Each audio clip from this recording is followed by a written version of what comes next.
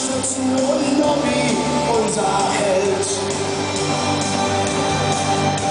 Im Jahre 89, kurz bevor die Mauer fiel, wurde ganz Berlin verzaubert. So, liebe Zuschauer, an dieser Stelle ganz kurz und ein, zwei Worte über das, was Sie jetzt nicht auf dem Bildschirm sehen können. Beide Mannschaften stehen hier beieinander. Beide Mannschaften beglückwünschen sich gegenseitig. Es war ein großartiges Spiel, was in 120 Minuten klasse Fußball gezeigt hat, mit Dramatik, mit allem drum und dran.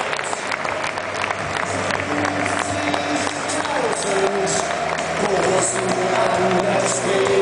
Wir wollen den Sieg, wir wollen den Kampf für unseren BVB, so wie vor 19 Jahren. Ganz Berlin voll Schwarz und Schwarz, Schützen und Nobby, unser Held. Wir haben lang darauf gewartet, ins Finale einzuziehen. Wir waren der König von Europa, doch wir kamen nicht nach Berlin. Dann startete in Magdeburg der Siegeszug des BVB.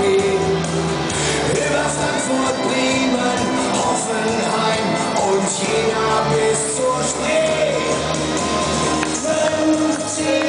50.000 Borussen an der Spree. Wir wollen den Sieg, wir wollen den Kampf für unseren BVB, so wie vor 19 Jahren.